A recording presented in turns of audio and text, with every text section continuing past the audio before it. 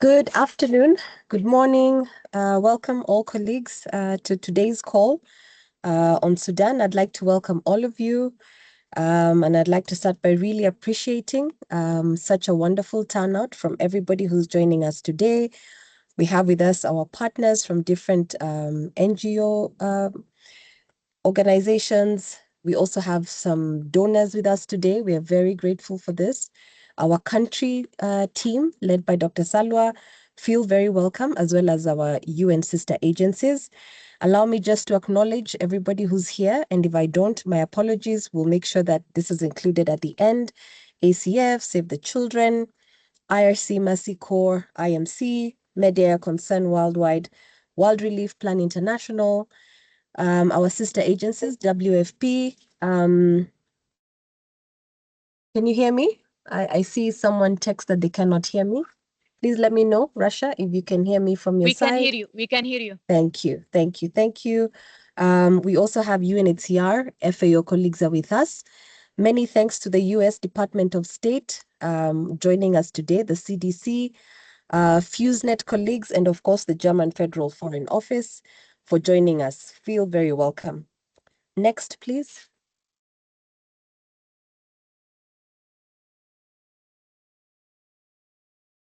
So my name is Victoria. I'm from UNICEF, and of course, I would also like to appreciate UNICEF's presence and support in putting this meeting together with the Global Nutrition Cluster globally, and with the Sudan country team and the sector there. Today's meeting will take you through the briefing on the situation in Sudan. We'll give you a highlight of the humanitarian situation and as well as the nutrition response. We have our ministry colleagues who will be able to paint the picture for us, as well as the Sudan Country Coordination Team. We'll have a Q&A session that will be led by our leadership team, our program leadership team of the GNC, and then we'll have a closing session, to wrap it all up. And of course, to start us off, once the agenda officially kicks in, we'll have our global nutrition cluster coordinator, 𝗔𝗴𝗲, setting the scene for us. Next, please. So, by way of background, this is actually the third global partner update call on Sudan since 2023. This is a country that we have really a lot of concern over and commitment to really ensure that we are jointly working together to respond to the massive humanitarian needs that are there presently.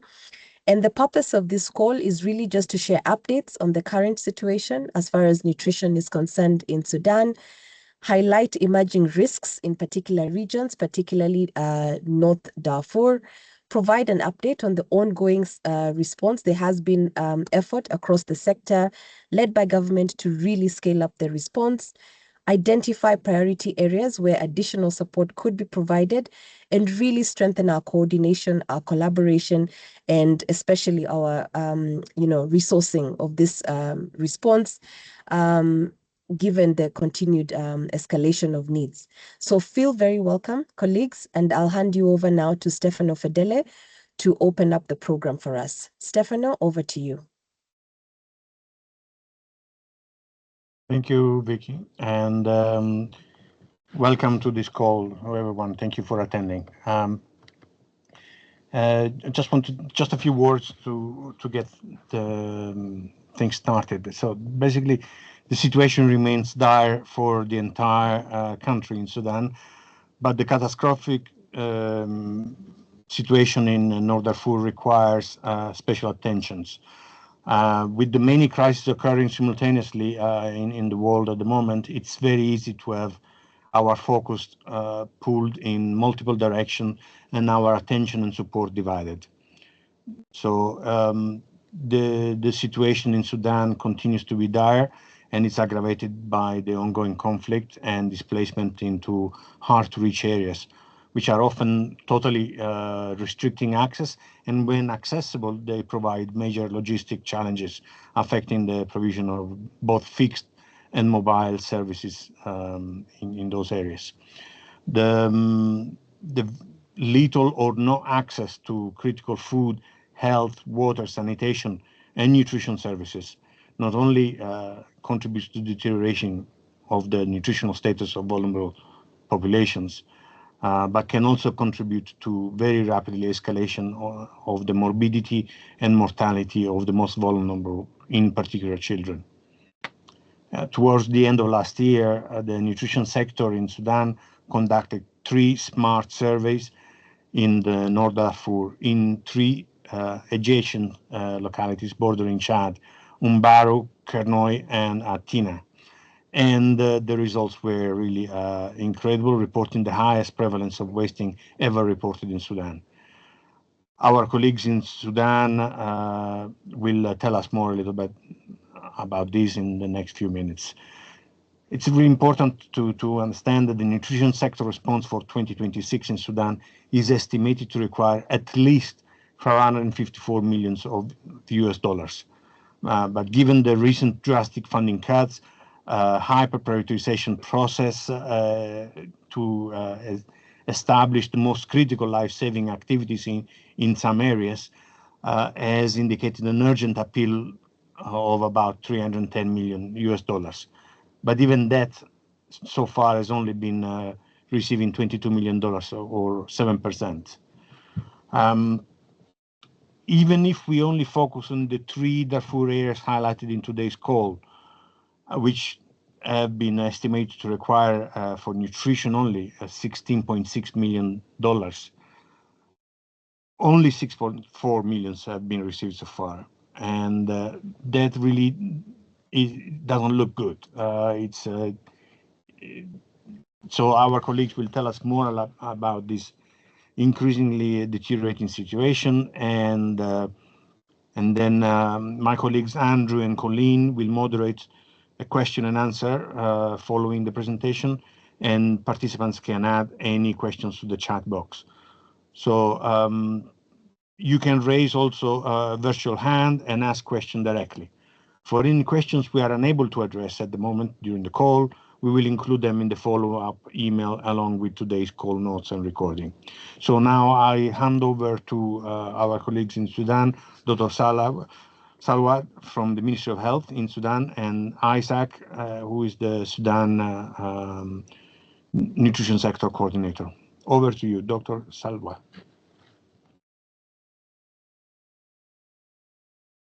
Thank you.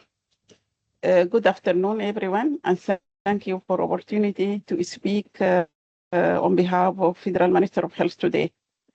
I would like to brief you on the rapidly deterioration of nutrition situation in Sudan and highlight the urgent support we are seeking to save our Sudanese children. Even before the current conflict, maybe most of you know that Sudan was faced a serious nutrition crisis. Malnutrition rate among under 5, pregnant and among pregnant and lactating or breastfeeding women were already at alarming level, placing Sudan among the countries with the highest burden globally.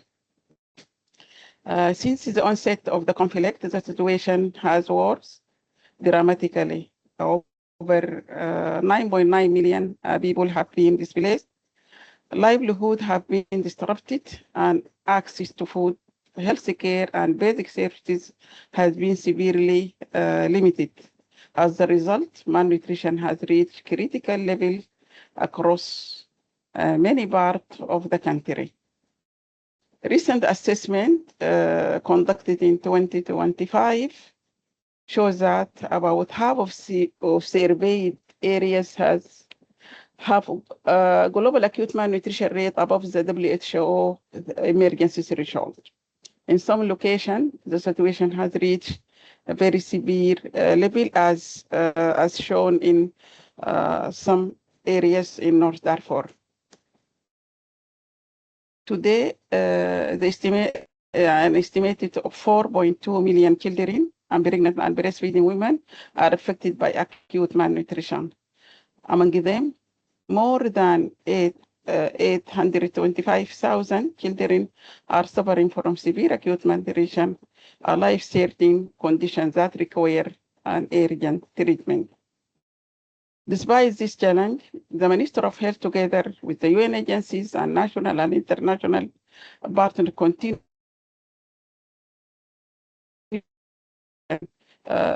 response. We had made important progress in treatment services of children with severe acute malnutrition, which almost in 2025 reached 89% of the estimated need. This demonstrates what is possible where resources and access are available. However, significant gaps remain. Services for moderate acute malnutrition are reaching only about 38% of those in need. This gap is largely due to limited funds and shortage of essential supplies. We are also facing multiple operational challenges, such as severe, there is a severe funding shortage. In 2025, only about 18% of the required fund for the nutrition sector has been secured. Second, critical supplies are insufficient, including ready-to-use supplementary food and macronutrients.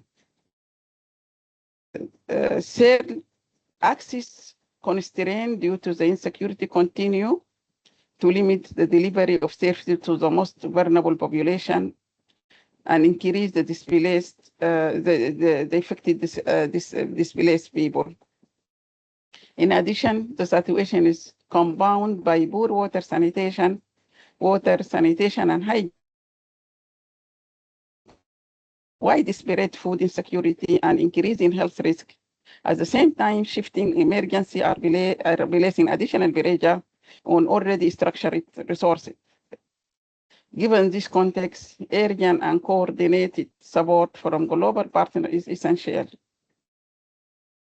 We call on you to support the scale-up of nutrition services across all affected areas, ensuring that both preventive and curative intervention reach those in need. We also emphasize the importance of strengthening the capacity of Minister of Health and frontline workers, particularly in data collection, service delivery, and response coordination. Investment in information system, early warning, and preparedness are critical to enable timely and effective action. We ask for continued advocacy to improve humanitarian access so that assistance can reach vulnerable population without delay. Most important, we call for increased and flexible funding to address both operational costs gap. Finally, we stress the need for integrated response that link nutrition with food security, health, water, and sanitation and protection services. Excellency partners, the nutrition crisis in Sudan is not only a humanitarian emergency. It is a race against time. Without immediate and sustained support, we risk losing a generation of children to preventable causes. However, with your commitment and support, we can scale up life-saving intervention, reach those most in need, and prevent further deterioration. On behalf of Federal Minister of Health, we count on your solidarity and partnership at this critical moment, and thank you for all of you.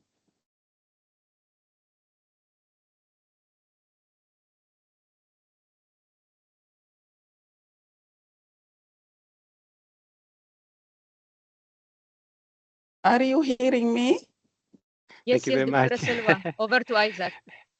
Thank you. Thank you very much. Thank you. Thank you very much, Dr. Sarwa. Thank you very much, Russia and the global cluster partners. First of all, I would like to, on behalf of the cluster, I would like to thank the GNC for organizing this meeting, and of course to the partners for sparing your time. And again, appreciation to the good collaboration which the cluster is working, and thank you very much, Dr. Sarwa, for those, the remarks. I think as you have noted from the remarks from Stefano and Dr. Sarwa, the nutrition situation in Sudan is very much dire. The humanitarian situation is increasingly impacted by of course, the conflict, the displacement, the economy challenges. And currently in 2024, the cluster estimated around 8.4 children who are in need of nutrition assistance, and with different kind of levels of assistance across the different children, pregnant and lactating women, as you can see the figures there. But to highlight a few of them, that some cases is very, very high, compared to what we had last year, and also the moderate acute malnutrition 2.5. Overall, I think if you compare last year and this year in terms of acute malnutrition, there's an increase of around 13%. The ministry has been, working with the cluster partners, closely monitoring the situation and scaling up the response where access allows. Next slide. As it was a highlighted area toward the end of the year, last year, as Dr. Sarwa flagged, that we did a number of smart surveys, 77 of them, 50% indicating acute malnutrition above the emergency threshold. But of particular attention was this one, 3 localities in 𝗔𝗴𝗲, as it was highlighted, had a very, very high level of acute malnutrition. And these levels of acute malnutrition, of course, are very much are linked or attributed to the current of ongoing conflict, which has caused larger population displacement, limited access to health and water services, of course, and of course a high level of food insecurity. And the consensus from all the stakeholders, we needed to scale up nutrition services urgently in those localities. Next slide. And in the overall Darfur, as you saw from the previous slide, there were around 10 smart surveys which were conducted, and all of them had a GAM above the emergency threshold. No one was having in the normal situation. But as you can see from these localities, the 3 localities we are flagging, the GAM levels, for example, in Ikonoyi was around 34.1%. If you go to 𝗔𝗴𝗲 itself, 52.9, almost 53, and in 𝗔𝗴𝗲 it was around 19.7%. Very, very, very high level. And as we mentioned earlier, of course, these levels of acute malnutrition are very, very high up compared to the emergency threshold, and we have been calling upon to partners to scale up, urgent and the rapid expansion of both prevention and treatment services. And just for information, this is a 3rd meeting with the partners at national level. We have done one area with the clusters, and this is the 3rd. I think almost trying to advocate for scaling up rapid. The assessment results, as you have seen, they, of course, contributed, or they reflected the high need of the caseload. As the end of the year, we had estimated the PIN for 𝗔𝗲𝗲, 𝗔𝗴𝗲, and of course TINA. But later on, after the smart survey, because we had done the PIN estimation, we realized that the PIN has gone up substantially and completely than what we had initially estimated. And the reason is the population displacement, which we are moving from around the areas.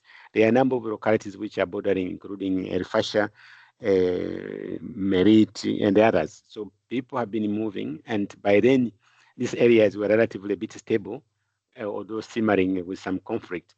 And that contributed very much to the big number of the caseload. Of course, the high prevalence of acute malnutrition, and of course, increased access in some of those areas when the assessment were being done, because by then assessment access services was access was available, and it was possible to do in all those 3 smart survey in those localities.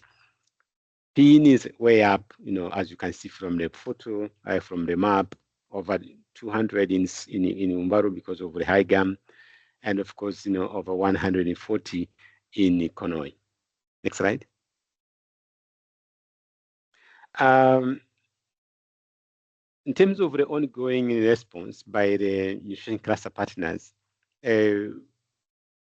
before the conflict, it's also good for the stakeholders and the partners at global level to take note.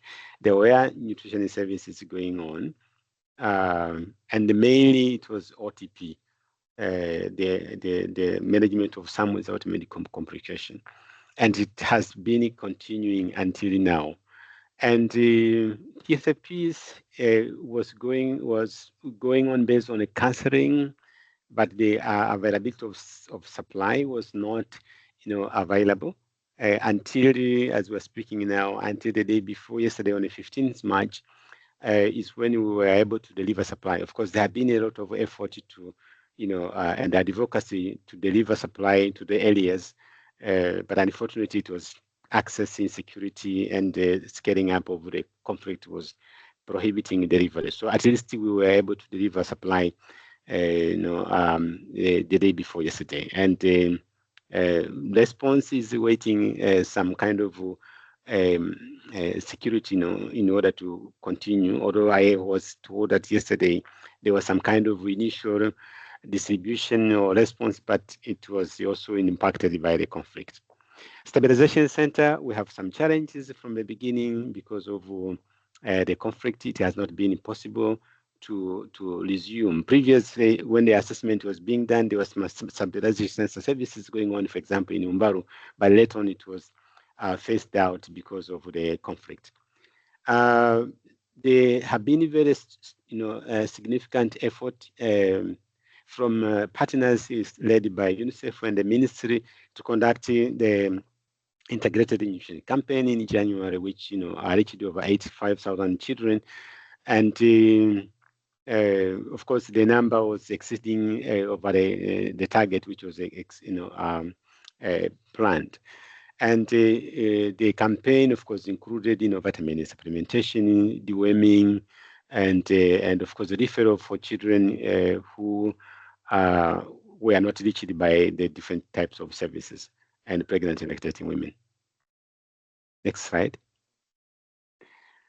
In terms of the discussion and the commitment for partners to scale up services, and this is just an example because we have other interventions, particularly from the prevention part, also having commitment to scale up. So we have been monitoring in terms of how the situation has been going on. At the beginning of before the conflict, you can see they were around 23, for example, OTP facilities which were providing services. Now they are around over 31 in the 3 localities. Of course, in those areas which are peaceful, not that the entire locality or all the 3 localities conflict is going on. There are some areas which are peaceful, and that's where the services are going on. In terms of TSFP, we have also discussed with the partners and agreed to scale up TSFP from what was there around 8 facilities by then to almost 17, and this is basically due to the fact that the target for TSFP is currently pegged at around 50%, and as well as I mentioned earlier, that the service, the supply has just been delivered. Stabilization center services, we have a challenge. We are discussing in the different options of moving maybe the stabilization center from the current location to others, and the efforts are going on, I think, with WHO and the UNICEF and the ministry. We have the number of partners, as you can see there, both UN agencies, the ministry, and the NGO partners operation on the ground, and we have some other 4 partners who have expressed the interest to scale up. Now, just to also flag that the discussion and the consensus with the partner has been that we need to have a dedicated mechanism for coordination for the 3 localities, and this was initiated in February and is currently running and operational. And the intention is really to support the ongoing scale-up and monitoring and providing update to the partners.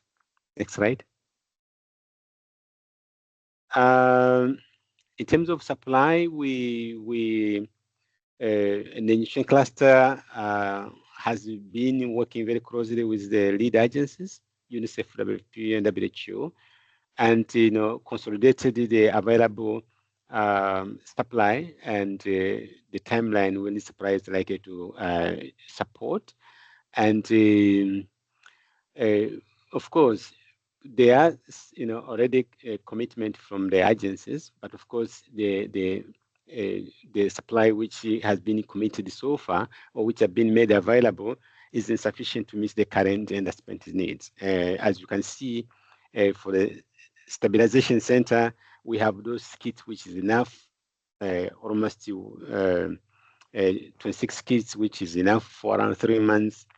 Therapeutic milk, enough to manage, 140 some cases for 3 months. The plumpy nut, we have 500 cartons in Sudan, and the other 200 across the border to support, I think, the management of some cases without medical complication for maximum of 4 months. RUSF maximum at least 1 month, which is available, and of course others could do additional from Adaba could take us for at least 1 more month, so at least 2 months. And the plumpy dose is this is for children below the age of 2 years. The amount available could support up to 5 months. So basically, we have gaps in supply, and which we need the support from the stakeholders and donors. Next slide. The ongoing challenges have been alluded the area by Dr. Anuha and Dr. Sarwa, sorry, and Stefano. But of course, insecurity is one of the main kind of challenge. Limiting the implementation and the scale up of services, both mobile and of course, and the fixed term. The population displacement, particularly in the hard-to-reach areas, the limited, access to health and wash services. There have been recent assessment from wash services, and the gap were very, very huge, relatively similar to what it was, reported during the SMART surveys. Supply chain and logistic challenges, as I mentioned earlier. For example, the supply which has been delivered to the partner WHH as of yesterday, they were not very much far. They were in one of the localities closer to Umbaru, but because of access, because of insecurity, it was not easy to cross to go to the other. And they have been there stranded for almost 1 month or 2. That's one of the major challenges. The other challenge which we are getting now is that because of funding challenges, some of the partners, are scaling down or phasing out some of the services because of the limited funding. So compounded with a lot of challenges, impacting the delivery of the life-saving nutrient services. Next slide. So in terms of the resource requirement, I think as Stefano earlier hinted, that we have the overall HRP in Sudan, which is reflecting the need of the nutrition cluster partners to provide both preventive and life-saving nutrition interventions in the country, with an overall budget of around 554 million. But because of the challenges in terms of resources, the HRP in Sudan has prioritized across all the sectors or clusters And for nutrition, we are the prioritized budget based on that kind of criteria. And I think if for stability, scale 4 and 5 is around 310 million. We were just checking in terms of the available resources so far from FTS and some of the funds which have been received from the US, the US government. Those ones which have been, allocated to nutrition. If you compare all of this, it's around 22 million, which is around 7.2, percent. But of course, we understand some partner may have received the money, but unfortunately, maybe they haven't reflected in the FTS, and they just want us also to, call upon it for nutrition cluster partners in Sudan and maybe at the HQ to ensure that their FTS is updated as soon as possible in order to have a better understanding of the funding. And these resources is required. Apart from the national level, we need the resources to support the 𝗔𝗴𝗲, Konoi, and Atina. And because of the ongoing scale up of nutrition services for both prevention and the treatment. And the overall budget which we discussed and agreed with all the partners is around 15.6 million.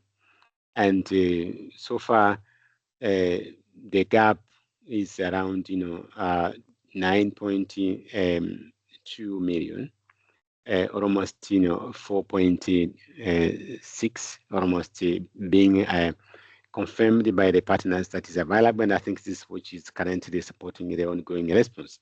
And these funds are needed for this kind of strategic and life-saving and preventive interventions. The treatment of acute malnutrition, both SAM and MAM, the preventive program, the infant young feeding program, the stabilization center, management of SAM with medical complication, of course, to support also the integration of nutrition, health, and WASH within the nutrition, and also the blanket supplementary feeding program. So, and that's why we thought it's good to have this opportunity to meet with the global partners to flag this gap. So key messages, which is good for all the partners to take note, that the nutrition situation remains dire, and not only in the 3 localities, in the entire country. And we need urgent funding as course as and optimal responses. Second, that the limited projects, funding has constrained optimal targeting. As I mentioned earlier, for example, in targets and prevention program, only targeting around 50%, and while the needs are huge, including in some of the areas in 𝗔𝗴𝗲. The catastrophic, situation in the locality, in the 3 locality, is a very weather for potential region-wide deterioration in nutrition outcomes across the Darfur. And the other one is that adequate funding for nutrition only is not enough. We request adequate funding or advocate for adequate funding for WASH, health, and of course food security in order to contribute for a rapid improvement in the nutrition in the 3 localities and of course in the entire country. Our last slide is in terms of the key kind of actions which we're asking the global cluster partners to support. First of all, the nutrition sector and partners are committed to addressing the urgent needs in the Darfur and of course across the country. And particularly for the Darfur, we really call upon the partners and donors to support first the provision of the resources to cross the 9.2 gaps for the 3 localities in order to prevent deterioration, further deterioration, and of course the associated mortality and morbidity. We all know that children, if they're not treated, the risk of dying is very high. For severe malnutrition, kids with medical complications is 9 out of 10. So it's very critical. 2, we call upon the stakeholders and donors to support the integrated response. I think this Dr. 𝗔𝗴𝗲 has also alluded to earlier, both nutrition, health, and wash, and food security. We call upon the continued effort to advocate for safe and sustained humanitarian access, and of course to maintain the nutrition attention, to maintain the attention to the evolving nutrition situation in Sudan. I think Stefano mentioned it, flagged it earlier, that there are a lot of conflict and humanitarian situation evolving around the world. Sudan shouldn't be forgotten. It's among the countries with the top need in terms of humanitarian for the time being based on HRP. The last point is about the importance of strengthening the collaboration between the ministry and the humanitarian partners and donors. Will be very, very beneficial to protect the nutrition situation and, of course, the vulnerable children and families in Sudan. And I think, thank you very much for your attention, and let me end up there. Thank you.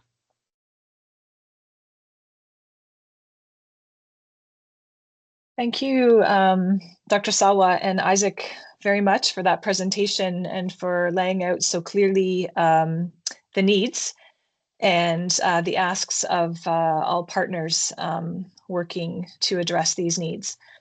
So we now have some time for question and answer. So you're welcome to post your questions into the Q&A box, and we will share them with the panelists. So I see, and my colleague Andrew is here with me as well. So between the two of us, we're going to be jointly facilitating this time. I see a question here from a colleague from SAVE. 𝗔𝗴𝗲𝗲 is asking, I can understand why you are focusing on 𝗔𝗴𝗲𝗲 and 𝗔𝗴𝗲 because of the exceptionally high GAM rates there. However, I'm also wondering why you are also highlighting 𝗔𝗃𝗏 more than other parts of North Darfur, which seem to be worse. Example, yeah, so Isaac, maybe can you speak to that question? Yeah, thank you very much, a colleague from SAVE International and Corinne. I think, yes, the reason why we acknowledge, yes, that there are areas with very high level of acute malnutrition in Sudan and even in North Sudan. But the reason why we are flagging this is because of the adjacentness. These localities are adjacent to each other. And secondly, they are currently, all of them are front line. There is ongoing conflict now in Yatina. Services delivery have been impacted. By the time when we were doing an assessment in October last year, by the way, there was no active conflict as it is for the time being. The situation may have already deteriorated further compared to what we saw in October last year. And I understand that the situation now is even worse. And that's why we feel that because of their nature of the adjacent, they're having IDP crossing into Chad, services are being impacted. You cannot be just, supporting the two and leaving the other one, which is completely, on the border, and they are still receiving a lot of IDP for the time being. I think that is our understanding that at least we have to support both the three localities. It doesn't mean that we are ignoring the nutrition response in the others, but we are flagging that the proximity of this is likely to also worsen the situation, and it's better to cushion and prevent it from further deteriorating, while of course also scaling up and advocating for the other, those which I need in the rest of the country. Over to you, Thanks. Corinne. Thanks, Isaac. I just want to also flag for participants on the call, if you would like to voice your question, you're certainly welcome to do that. I apologize for not mentioning that sooner. You can use the raise hand function that you see at the top of your screen, and then we will unmute your mic to speak. So you're welcome to do that as well. Andrew, are you here? I wondered if you wanted to facilitate the next question. Yeah, sure. It was just around disaggregation of funding from Lucas, probably again for you, Isaac. But do we have disaggregated funding needs for each of the kind of nutrition programs? What's the granularity that you've got available to you? Yes, Andrew, we have that kind of breakdown, exactly. All the interventions which, this is just a summary, that the figure we have presented, but yes, for all the different interventions, we have the granularity, yes. IYCF, vitamin A, blankets feeding program, all of them. Some without medical complications, capacity building, funding, all of them are actually included. That's great, thank you. Rachel has her hand up. Can we unmute Rachel? It's like I can unmute. Oh, you can. Excellent. Yeah. Go ahead, please. Thank you. Sorry to come in with another question, but hopefully others will also have questions. So this is around the situation in the Middle East. I understand that Save the Children has a large supply of health and nutrition commodities trapped in a port in Dubai that's due for Sudan. So I was just wondering if you can shed some more light on the impact of the current escalation in the Middle East on nutrition supplies and also fuel and food, and how that may go on to impact further in future as well. Okay, so this I think this question is not only for me. I would also maybe invite a colleague from the other agencies, WFP, UNICEF, WHO, and the ministry. My understanding is that so far I think we haven't had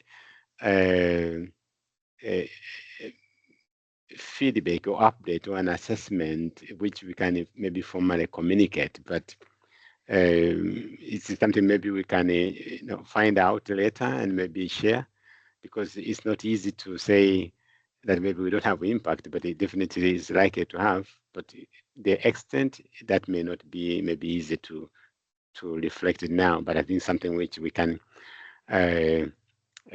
follow up. I've already actually, for information, I've already checked, with WFP, UNICEF, and WHO about it, and hope that maybe in the coming days I may get some kind of reflection from them, and then maybe we can put together and maybe update the rest of the partners. Thank you, Rachel. Thanks, Isaac. I see another hand up there. Stefano, do you want to speak to this one? You should be able to unmute yourself. Yeah. Yes, thank you. No, I just wanted to add that at the moment, what seems to be the more urgent change due to the conflict in the Middle East is not necessarily yet the lack of supplies, but the increasing cost, which has already increased in the last 2 weeks by about 15% for overall, in general, for international procurement of supplies.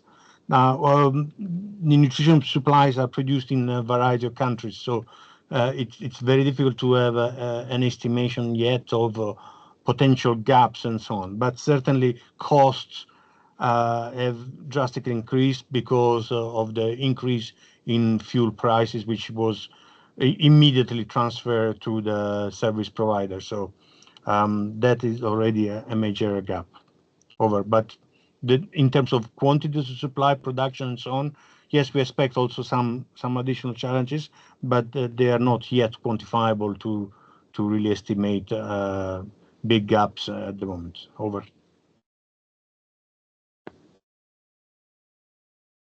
Thanks, thanks, Stefano, for those inputs as well.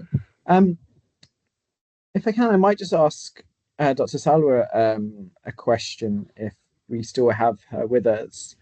There was a comment in the chat just around the importance of community kitchens and maybe just more broadly in Sudan around local market production and local market support for malnutrition. And we would love to hear maybe how the Ministry of Health views the role of kind of locally based solutions in Sudan, especially as we look at these risk factors around food price.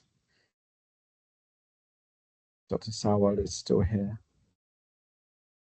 Yes, still I am here, but this is the prices of food. Of course, it is affected our nutrition services, but it is belongs to the other sector, which is the food security sector.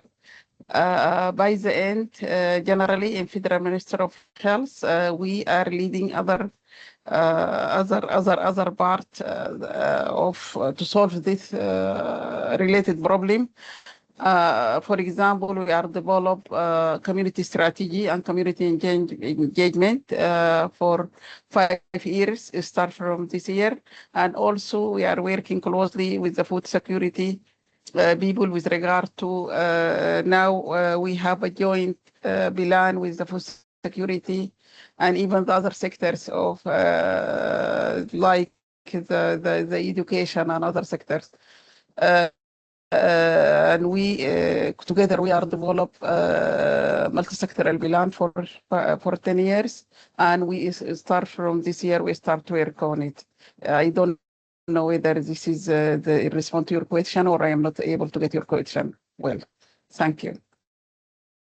No, that was great. Thank you very much for that intervention. Stefano. Yeah, I was wondering if Isaac could give us a few more details about the convergence of efforts across clusters in Sudan. So intersectoral collaboration and convergence, in particular in these areas. So if you can give us more details, how that is going and how does you see moving forward in the future? So thank you very much, Stefano. Yes, we have been working closely with the 4 clusters, particularly food security, wash, health, and nutrition, in terms of optimizing the humanitarian response for our respective sectors or clusters. Last year we developed a plan, including a minimum intervention package, which we would like it to see being implemented. We also went further, where we, of course, the nutrition cluster was leading on this, which I think it was a good thing. We also agreed to develop some kind of best practices.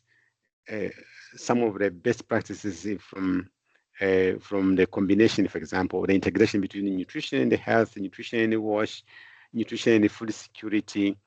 And these were prepared and discussed and agreed with all the partners.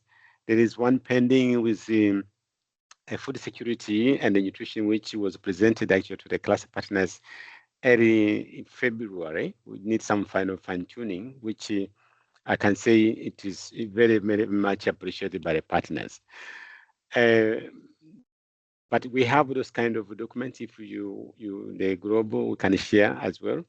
The other thing which is good, I think, in terms of our working together, is the issue of the advocacy. Just this month in March, we had a joint donor meeting. Nutrition cluster, food security, and the WASH cluster coordinators met with the humanitarian donors in Sudan, and of course it was organized and coordinated by the cluster, but we had very good support from the 3 clusters. And we had a very good meeting where we met with the donors and presented the situation in 𝗔𝗴𝗲 and of course across the country, and the clear support coming from the other clusters, in terms of how they were viewing and how they can support the scaling up of the responses in their respective sectors in 𝗔𝗴𝗲, Konoe, and Natina. So those are kind of efforts which we are doing from the programming perspective and from the advocacy perspective, and it was very much appreciated by the donors. Thank you very much, Stefan. In case there is a follow-up question. Yeah, just picking up on that point about funding, we have a question in the chat box here from Kelly, where she says, in many cases, donors prioritize funding for SAM management, which is understandable given the current funding shortages. However, how can we advocate for implementation of a minimum package and our responses? So maybe you can speak to that. Just how do we balance, obviously, advocating for needs for SAM funding with the broader package of services that we know we really need to have in place for a comprehensive nutrition response? Thank you very much, Corinne. Actually, in terms of our advocacy, when we are meeting with different stakeholders, we are not only advocating for some with or without medical complication. We are advocating for the treatment of acute malnutrition, including the moderately malnourished kids. And we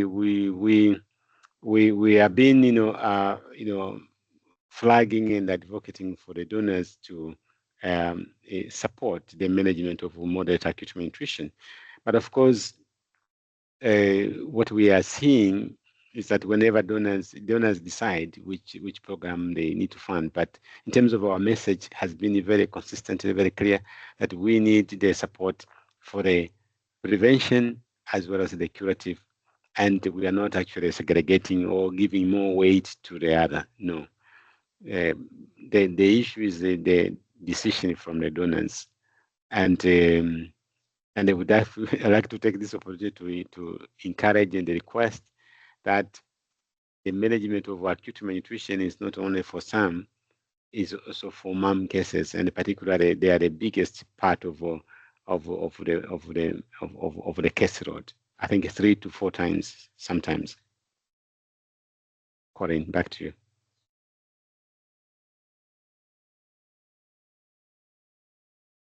So there might be a good moment just bring Robin in, if we can. Robin, where do you see the key moments and the key opportunities for kind of global advocacy to support the Sudan conflict and the crisis? Sure. Well, I think this particular conversation is really nicely timed because there's a number of major moments that are coming up in the next 6 weeks. The first being the senior officials meeting that will be taking place in Brussels on Sudan, followed by a meeting in Berlin that will be a pledging conference for Sudan, bringing the German government together with UK government and other European donors to talk about the Sudan crisis. So I think the messages that you've articulated here are really important for those conversations, particularly what you were just saying there, Isaac, as in the midst of the push towards hyper-prioritization, that we need to continue to balance our investments both in prevention and in treatment to be able to lay groundwork for a long-term and sustainable response. So those are some of the moments that we're definitely looking forward to. We hope this conversation has been helpful both for those who will be part of shaping and informing those meetings, as well as those who will be advocating around them, to really make sure that nutrition is high on the agenda in both of those contexts. Great, thanks, Robin. Just thank you to everyone that's just asked a question, all of our speakers that have been able to answer a question. And with that, I'm going to hand back to Stephanie for some closing remarks.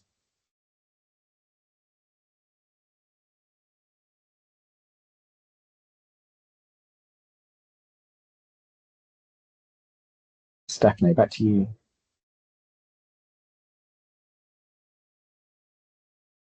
Thank you, Andrew. Sorry, there was your voice wasn't very clear.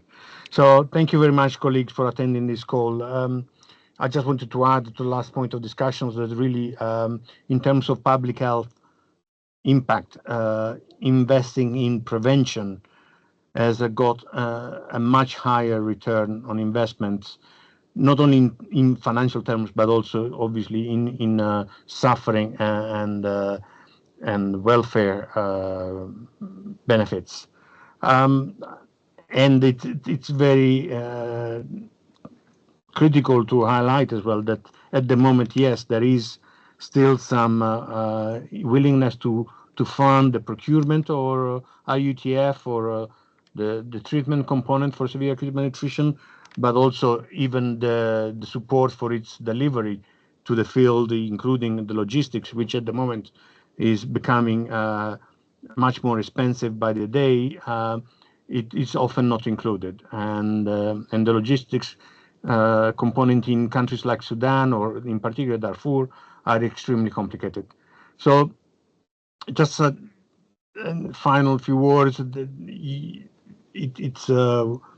We learned today that the crisis in North Darfur is potentially an indicator of additional crisis to come and expand across Darfur and in other areas of Sudan. So Sudan was and remains the most critical nutrition crisis in the world in terms of burden. And the limited existing and projected funding has constrained optimal targeting of nutrition responses despite the critical increase in needs for the services. It's really important that in all our areas of work, we will bring back the message that nutrition response in Sudan must remain on the global humanitarian agenda to prevent further deterioration and hopefully reduce the burden that we are seeing at the moment. We must prioritize funding for the nutrition response and nutrition coordination, which again is also another component that often is overlooked by donors, to ensure a sustainable response to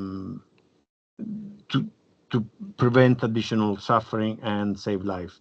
Thank you very much for your attendance again, and I hope to see you again in additional events organized by the Sudan team or the Global Nutrition Cluster.